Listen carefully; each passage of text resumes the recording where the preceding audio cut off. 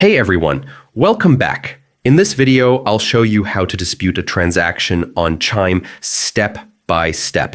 First, log into your Chime mobile app or online account. Go to the transaction history section and find the transaction you want to dispute.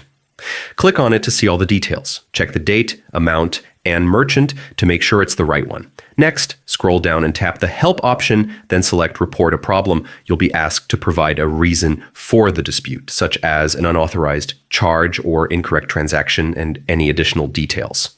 Submit the dispute, and Chime will review it, notify the merchant, and may request more information from you. You can track the status of your dispute in the app or online. Remember, you usually have 60 days from the transaction date to file a dispute.